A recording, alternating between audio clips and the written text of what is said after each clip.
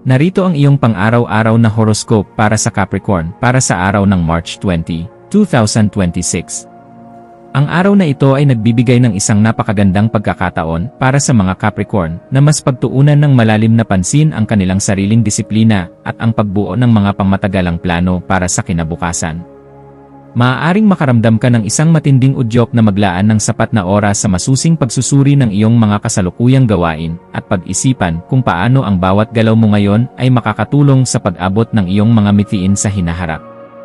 Ang pagkakaroon ng ganitong mapagmuni-muni na diskarte ay makakatulong sa iyo upang malinaw na matukoy ang iyong mga prioridad at ang mga tamang hakbang na dapat gawin sa iyong buhay. Ang maayos na pag-aalaga sa iyong mental at emosyonal na kalagayan ay lalong magpapalakas ng iyong focus, na siyang magbibigay sa iyo ng pakiramdam na kontrolado mo ang lahat sa harap ng anumang mga pagsubok na maaaring dumating sa iyong landas ngayong araw. Pagdating sa usapin ng iyong trabaho, mayroon kang pagkakataon na ipakita ang iyong angking kakayahan sa paglutas ng mga masiselang problema at sa paggamit ng madiskarteng pag-isip. Ang mga Capricorn ay sadyang kilala sa pagiging maayos, masinop, at responsable sa kanilang mga tungkulin. Kaya naman ang paggamit ng iyong talino sa pagsusuri at ang pagiging maagap sa iyong mga proyekto ay siguradong magdadala ng mga kahanga-hangang resulta. Ang pag-organisa ng iyong mga gawain at ang paggawa ng isang napakalinaw na plano ay magbibigay sa iyo ng pakiramdam ng tagumpay at lalong magpapatatag ng iyong magandang imahe sa paningin ng iyong mga katrabaho o mga nakatataas sa iyo. Kapag nakita nila ang iyong dedikasyon at ang linaw ng iyong trabaho, mas lalong lalaki ang tiwala nila sa iyong kakayahan bilang isang maaasahang miyembro ng grupo. Sa aspeto ng iyong kalusugan, napakahalaga na bigyang pansin ang iyong pisikal na kagalingan pati na rin ang tamang pamamahala sa stress upang hindi ka madaling mapagod. Ang mga magaan na ehersisyo gaya ng pag-uunat ng katawan, ang payapang paglalakad sa labas upang makalanghap ng sariwang hangin, o ang pagsasagawa ng yoga ay makakatulong ng malaki upang mapanatili ang iyong mataas na antas ng enerhiya at maiwasan ang anumang paninigas o tensyon sa iyong kalamnan.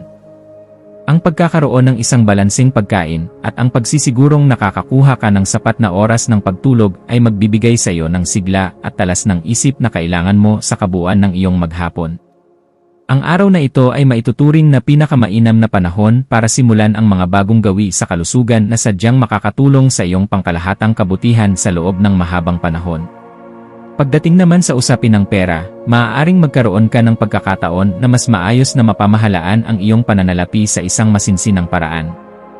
Ang pagiging maingat sa bawat sentimong ginagastos at ang tamang pagtukoy sa kung ano ang mas mahalagang unahin ay makakatulong sa iyo upang maiwasan ang hindi kinakailangang pag-aalala at magbibigay sa iyo ng seguridad para sa mga darating na taon.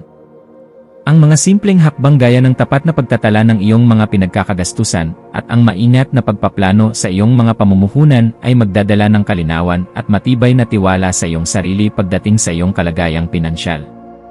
Kapag alam mo kung saan napupunta ang iyong pera, mas magiging panatag ang iyong loob na harapin ang anumang pangangailangang material sa hinaharap. Sa usapin ng pag-ibig, ang araw na ito ay nagdadala ng isang mahalagang pagkakataon na mas mapalalim pa ang iyong relasyon sa iyong kapareha o maging sa mga taong pinakamalapit sa iyong puso. Ang simpleng pagpapakita ng pasasalamat at ang pagiging sensitibo sa nararamdaman ng isa't isa ay lalong magpapatatag ng inyong koneksyon at magdudulot ng wagas na kasiyahan sa inyong pagsasama. Para naman sa mga kasalukuyang nag-iisa o single, ang paglalaan ng panahon para sa mga makabuluhang ugnayan at ang pagiging bukas sa mga bagong oportunidad ay maaaring maging simula ng isang magandang romantikong kwento. Ang pagiging tapat at bukas sa pakikipag-ugnayan ay magsisilbing magnet upang makaakit ka ng mga taong may parehong hangarin at pagpapahalaga sa pag-ibig. Ang iyong personal na pag-unlad ay magiging sentro ng iyong atensyon sa araw na ito, at makakamit mo ito sa pamamagitan ng pagtuklas sa mga bagong kasanayan o pagbibigay ng oras sa iyong mga libangan na nagbibigay sa iyo ng tunay na ligaya. Ang patuloy na pag-aaral at ang pagkakaroon ng kuryosidad sa mga bagay-bagay sa iyong paligid ay magbibigay sa iyo ng pakiramdam ng kasabikan at ganap na katuparan sa buong maghapon. Ang pagtutok sa pagpapabuti ng iyong sarili ay makakatulong ng malaki upang maging mas matatag ang iyong loob sa pagharap sa anumang mga hamon at mga bagong pagkakataon na dumarating sa iyong buhay. Huwag kang matakot na subukan ang mga bagay na hindi mo pa nagagawa dahil dito mo matutuklasan ang mga bagong kalakasan na taglay mo pala. Sa iyong mga pakikipag-ugnayan sa ibang tao, ang mga Capricorn ay makakaranas ng mga kasiyasya at makabuluhang koneksyon sa kanilang pamilya at mga kaibigan. Ang pagiging isang mabuting tagapakinig at ang pagpapakita ng malasakit o pag-unawa sa nararamdaman ng iba ay lalong magpapatibay sa inyong relasyon at magdadala ng isang positibong enerhiya sa iyong kapaligiran. Ang pagkakaroon ng mga makabuluhang usapan at ang pagbibigay ng dekalidad na oras sa pakikipaghalubilo ay magdudulot ng saya at pakiramdam na ikaw ay kabilang at pinahahalagahan ng mga tao sa paligid mo. Ang iyong pagiging totoo sa iyong pakikitungo ay magiging daan upang mas lumalim ang tiwala at pagmamahal ng mga taong malapit sa iyo. Ang maayos na pagpaplano ng iyong mga pang-araw-araw na gawain at ang tamang pagpili sa kung ano ang dapat unahin ay malaking tulong upang manatili kang produktibo at maiwasan ang sobrang pagkapagod. Ang pagtatakda ng isang malinaw na schedule at ang paglalagay ng mga layunin na talagang kaya mong abutin ay magbibigay sa iyo ng kalinawan ng isip at mas maayos na pagtupad sa iyong mga responsibilidad. Ang pagkakaroon ng isang balansing diskarte sa iyong trabaho, sa iyong personal na buhay, at sa iyong mga lakad sa labas ay magbubunga ng pakiramdam na marami kang nagawa at isang pangkalahatang kaayusan sa iyong buhay. Kapag organisado ang iyong oras, mas nagkakaroon ka ng pagkakataon na magpahinga at i-enjoy ang mga bunga ng iyong pinaghirapan. Ang iyong emosyonal na kamalayan ay magiging napakahalaga upang mapanatili mo ang katatagan sa loob ng iyong trabaho at sa iyong mga relasyon. Ang pag-intindi sa iyong sariling mga damdamin at ang pagiging handang tumanggap ng mga puna o payo mula sa ibang tao ay magbibigay sa iyo ng mas malinaw na pag-isip at mas maayos na paraan ng paggawa ng mga desisyon. Ang pagsusulat sa isang talaarawan o ang paglalaan ng sandaling panahon para sa tahimik na pagmuni-muni ay makakatulong ng malaki upang maproseso mo ang iyong mga emosyon at magkaroon ka ng kapayapaan sa loob ng iyong puso. Ang pananatiling kalmado sa gitna ng ingay ay isang senyales ng tunay na lakas na magagamit mo upang malampasan ang anumang masiselang sitwasyon. Sa usaping muli ng pera, ang pagiging madiskarte sa iyong pagpaplanong pinansyal ay magbibigay sa iyo ng mga pangmatagalang benepisyo at matibay na seguridad. Ang pagsusuri sa iyong mga prioridad, ang pagtatakda ng isang maayos na budget, at ang pagiging maingat sa paggawa ng mga desisyon pagdating sa pamumuhunan ay magdudulot sa iyo ng pakiramdam na kontrolado mo ang iyong yaman at may sapat kang tiwala sa iyong mga desisyon. Ang araw na ito ay tunay na mainam para gumawa ka ng mga konkretong hakbang patungo sa paglago ng iyong kabuhayan at sa pagpapatatag ng iyong kalagayang pinansyal. Tandaan na ang bawat maliit na pagtitipid na gagawin mo ngayon ay magsisilbing malaking tulong sa pagbuo ng iyong mga pangarap sa hinaharap. Pagdating sa pag-ibig, ang pagiging mapagmasid sa pangangailangan ng iyong partner at ang tapat na pagpapakita ng pagpapahalaga sa kanila ay lalong magpapatibay sa inyong ugnayan at magdadala ng kasiyahan sa bawat panig.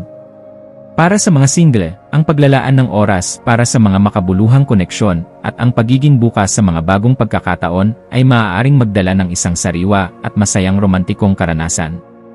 Ang pagiging sensitibo at ang pagpapakita ng kabutihang loob ay sadyang magdudulot ng positibong enerhiya na lalong maglalapit sa iyo sa mga taong talagang nagmamahal sa iyo. Ang pag-ibig ay isang paglalakbay na nangangailangan ng pasensya at tapat na pag-unawa, kaya naman gamitin mo ang araw na ito upang ipadama ang iyong tunay na nararamdaman. Ang pagmuni-muni sa sarili at ang pagkakaroon ng sapat na kamalayan sa iyong mga kilos ay malaking tulong upang makagawa ka ng mga matalinong desisyon sa iyong personal at profesional na buhay. Ang pagtukoy sa iyong mga kalakasan at maging sa iyong mga kahinaan ay magbibigay sa iyo ng linaw at lalong magpapalakas sa iyong kumpiyansa sa pagtupad ng iyong mga mithiin sa buhay.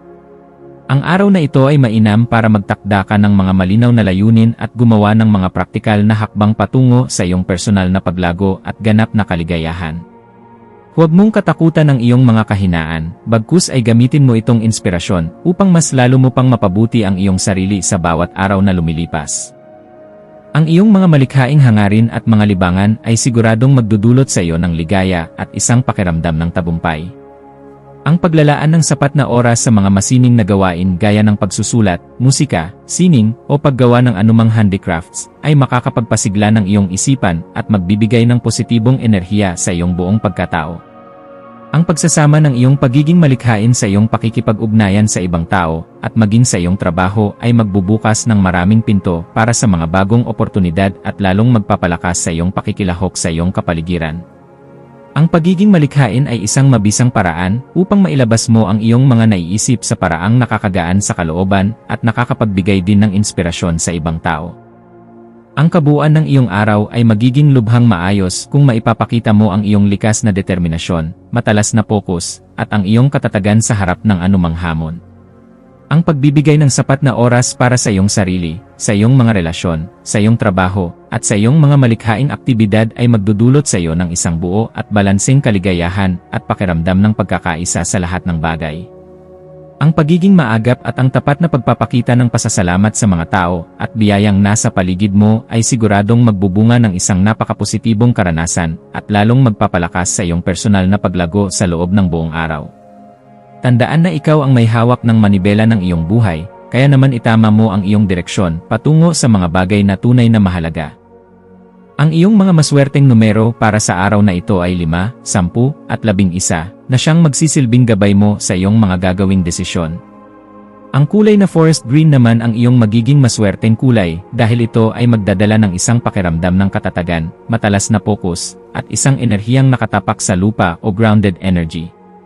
Samantala, ang iyong maswerteng gawain para sa araw na ito ay ang paggawa ng isang konkretong plano para sa iyong mga layuning personal at profesional, ang paglalaan ng sapat na panahon para sa pagmuni-muni sa sarili, at ang pakikilahok sa mga malikhaing gawain o pag-aaral na sadyang nagdudulot ng inspirasyon at positibong enerhiya sa kabuuan ng iyong maghapon.